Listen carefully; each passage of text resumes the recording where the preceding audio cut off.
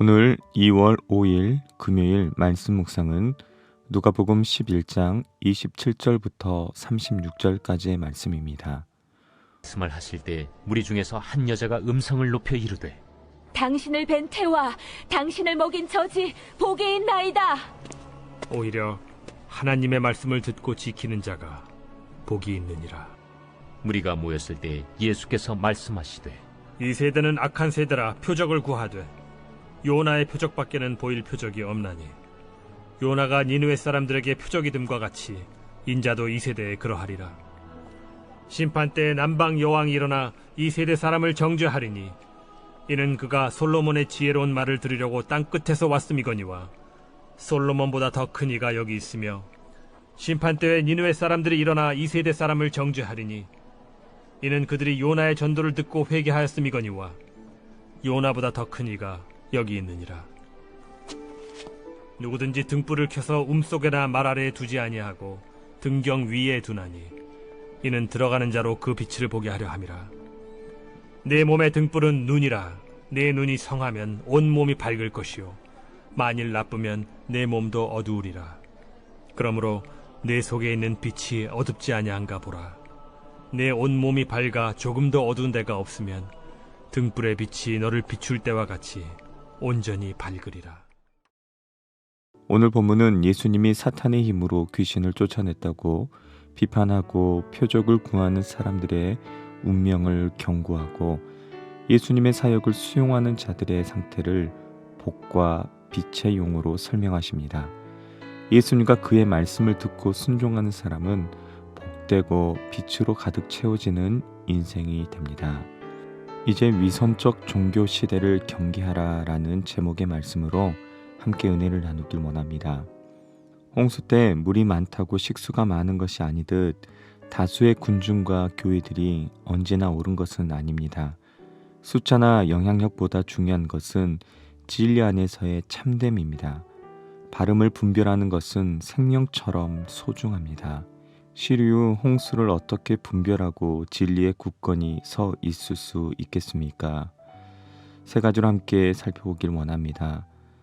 첫째는 진정으로 복 있는 자가 되라입니다. 예수님의 말씀에 감명을 받은 한 여인이 예수님을 낳은 어머니가 복이 있다고 하자 예수님은 진정으로 복 있는 사람은 하나님의 말씀을 듣고 지키는 자라고 하십니다. 지금은 예수님 자신의 위대함에 주목할 때가 아니라 자신을 통한 하나님의 도전에 응답할 때라는 것입니다. 예수님에 대해 배우는 데 그치지 않고 그분의 통치에 복종하는 데 나아가는 자가 하나님 나라의 복을 누리기 시작할 것입니다. 더 온전한 데 나아가지 않으면 믿기 전보다 더 형편이 나빠질 것입니다. 두 번째는 예수님에 대한 바른 이해를 추구하라입니다. 예수님을 인정한 여인과는 대조적으로 예수님께서 하나님으로부터 온 것을 증명할 표적을 구하는 자들이 있습니다.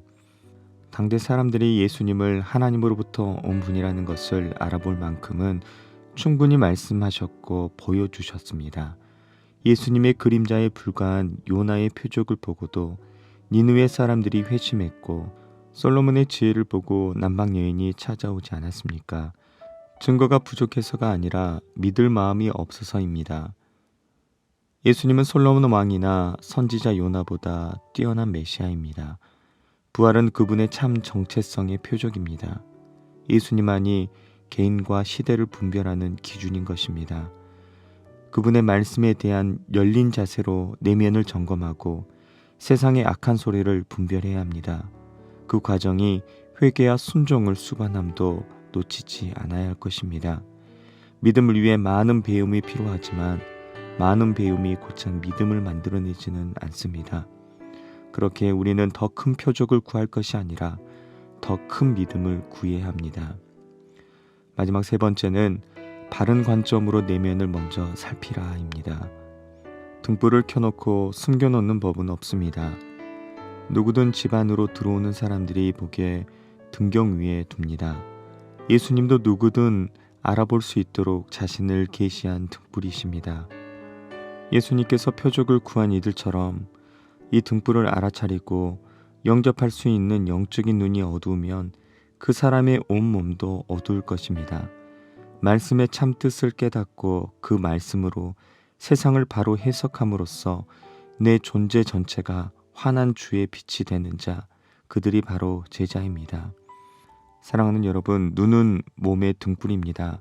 눈을 통한 바른 관점이 바른 삶을 만든다는 말입니다.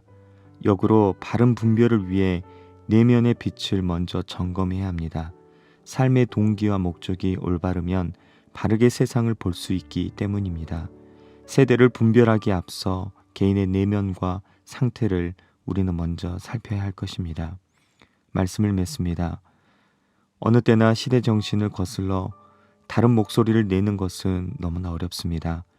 그러나 그리스도인들은 다를 수 있습니다. 하나님과 진리라는 분명한 기준을 갖고 있기 때문입니다. 문제는 분별의 기준을 자신과 세상에 적용하고 사는 것입니다. 사랑 여러분, 우리에게는 그럴 용기가 있습니까? 오늘 하루도 거짓 홍수에 휩쓸리지 않기 위해 우리의 동기를 점검하고 바른 관점을 유지하며 살아가는 저 우리 모두가 되기를 축복합니다.